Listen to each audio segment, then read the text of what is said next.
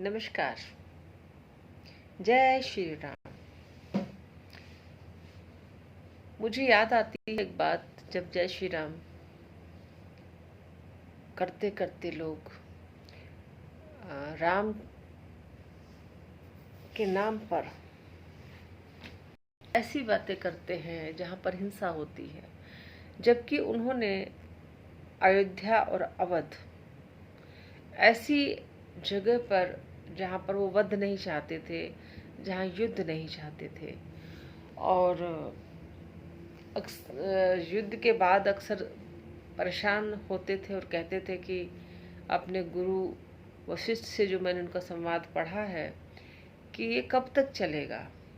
तो एक तरह से उनके अंतर मन में बात थी कि मनुष्य को हम कैसे वर्चस्ववाद से कैसे बाहर करें और कैसे उसको कौन सा संस्कार दें, कौन सी चीज़ है ऐसी जिसमें समाज में किसी पद को पाकर लोकेशना को की तरफ न जाएं और संसार से विरक्त रहें, और राम के नाम की जो एक लगन लगानी है, जिसमें चाहे मीराबाई आकर बता के गई हों, चाहे इतने साधु संत आते हैं, फिर भी हम अपने सनातन धर्म में जन्म लेने के बाद भी भटकते हैं, अगर अटकते हैं अगर, तो एक उस तरह से होता है जैसे हम अचानक से निकले और हमारा कोई पल्ला कहीं अटक जाता है, तो एक एनर्जी सी पैदा होती है, मतलब इजी नहीं रहता इंसान। तो ऐसे ही जब हम अटकेंगे तो हमारा रिपल्शन जैसे बॉडी में होता है, ऐसे ही हमारे अंदर से कोई चीज़ बाहर जाती है। तो जितना अधिक हम अपने शरीर के अंदर रहकर अपने आप को साधते हैं, देखिए नेचर में कुछ परिवर्तन होता है बाहर से तो उसका हम पे फर्क पड़ता है, जो हमारे अंदर होता है उसका बाहर फर्क पड़ता है। तो मनुष्य के हाथ में सिर्फ इतना है कि उसके साथ जो परिस्थितियाँ चल रही हैं उनके बीच में वो बहुत ही अपने आप को सिर्फ एक कठपुतली की तरह देखे और ईश्वर से लगन को लगाए रखे कि जो तू कराएगा वो सब मैं करूँगा। शिकवा शिकायतें करने की बजाय अपने हृदय को प्रेम से भरकर हम जिए, जैसे भी जीने का मौका मिले। ये नहीं कि घर का काम नहीं हुआ है तो काम वाली को हम डांट रहे हैं, तसल्ली से करें कि कोई बात नहीं, आज वो किसी वजह से कहीं पे होगी। मैंने कई बार पढ़ा है कि जब हम ब्रह्म ज्ञान की तरफ चलते हैं तो क्रोध जैसी चीज़ में ऊर्जा वेस्ट नहीं करते, या हम शंका नहीं करते, या हमें लगता है कि अगर कोई चीज़ दूसरा गलत कर रहा है तो ये उसका अपना संस्कार है, वो अपने लिए गलत कर रहा है तो उसे करने दें, हम उससे प्रभावित ना हो।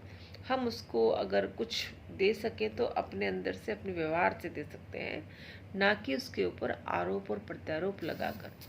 तो इस प्रकार हम कोशिश ये करना चाहते हैं। जो मेरा चैनल है जिसको मैं आपसे फिर कहती हूँ कि इसको सब्सक्राइब कीजिए, नोटिफिकेशन के लिए बेल आइकन दबाइए और इसमें आप जुड़े रहिए अपनी बात कहने के लिए भी।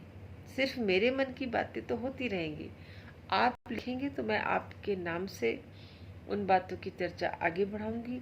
लेकिन अगर आप लोग कमेंट्स नहीं लिखेंगे, सिर्फ मुझे सुनेंगे, या आपके अंदर जो परिवर्तन हो रहा है आप उसको अगर एक्सेप्ट नहीं करेंगे, तो वो भी एक तरह का असत्य होता है। अगर हम किसी को सुने और किसी को हमें लगे कि भाई हमें प्रतिक्रिया देनी चाहिए और हम नहीं देते हैं, या हमें कोई बाधा आती है, देखिए बाधा आती है, ईमेल से लॉगिन नहीं होता है तो ठीक है, सीखने की कोशिश की जा सकती है, लेकिन उसको शेयर कर सकते हैं, आगे बढ़ा सकते हैं, कमेंट कर सकते हैं, या व्हाट्सएप ग्रुप ऐसा कुछ हम लोग आगे बना सकते हैं। मतलब विचार को कभी भी रोकना नहीं चाहिए। अगर कोई चीज़ खुद को अच्छी लग रही है तो उसको समाज में आगे बढ़ा ही देना चाहिए, तभी आप अपने एक तरह से विनम्रता को हम असर करते हैं। एक छोटे से बंदे का उदाहरण दे रही हूँ, नाम नहीं लूँगी, कि उनको अपने घर में कोई परेशानी है और वो उनकी आवाज़ का लहजा कुछ ऐसा है कि परेशानी है सो है, लेकिन अपेक्षा बहुत है लोगों से कि अरे मैं परेशान हूँ, मेरी मदद करो, ये मेरी मदद करो, मांगते रहते हैं मदद। और अपने आप जो है बहुत ही आर्थिक रूप से अपने तरीके से काम में लगे हुए व्यवसायिक होकर। तो हम अगर हमारे अंदर अच्छाई का भी दम आ जाए, या हम पुस्तकें लिखने लगे, हमारे यहाँ कोई बुरी घटना हो गई है, संतान हमसे छीन ली, या कोई और दुख हमें मिल गया, शरीर का दुख मिल गया, तो जब भी किसी मनुष्य को कोई दुख मिलता है, वही समय होता है चिंतन करने का, मौन होने का और आत्म अवलोकन करने का। और हम उसी को चूक जाते हैं, उसी में हम बहुत ज़्यादा अपेक्षाएं पाल लेते हैं, या हम थोपने लगते हैं दूसरों के ऊपर। थोड़ी सी गहरी बात है, कोई बात नहीं, आप लोग मुझे सुनिए भी, अपने मन की भी कहिए, और ऐसे ही छोटे छोटे वीडियोस में मैं आपसे आगे मिलती रहूँगी। और आप लोगों मुझे सहयोग कीजिए इस बात में, क्योंकि मेरा मनोबल बना रहे। इतना सा ही सहयोग चाहिए मुझे, ज़्यादा नहीं। आप अपने मनोबल को अपने विचारों की अभिव्यक्ति के लिए मजबूती से बना के चलिए। और बहुत से लोग कहते हैं कि हम कुछ कह नहीं पाते, यही हमारी सबसे बड़ी बाधा होती है। अगर हम अभिव्यक्त ही नहीं हो पाएंगे तो संविधान की भावनाओं को कैसे जी पाएंगे। और जब हम जी नहीं पाएंगे तो हम आधा अधूरा आत्मविश्वास पूरी दृढ़ता के साथ प्रकट करेंगे, तो वो फ्लो ठीक नहीं है, उसमें कोई भी विकास कार्यक्रम पूरा नहीं होगा। जैसे आजकल सोनू कुमार अभी छोटा सा बच्चा है, और वो अति में ही आत्मविश्वासी होकर आगे बढ़ रहा है।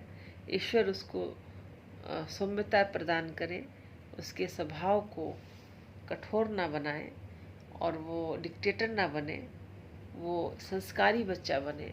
हम तो बस यही कहेंगे। पर हाँ, उसकी जागरूकता के प्रति हम काफ़ी एक अंदर से प्रसन्नता है। ये मैं ज़रूर चाहती हूँ कि हमारे आने वाले भविष्य में हम इस तरह के नागरिक बने, और उससे एक इस स्तर पर संवाद हो लोगों का कि वो उसको सेलिब्रिटी बनाने की कोशिश ना करें, बल्कि उसके मेंटल लेवल से और बच्चों को प्रेरणा मिले, ऐसी बातें रखें। फिर आपसे मिलती हूँ। जय हिंद, जय भारत, नमस्कार।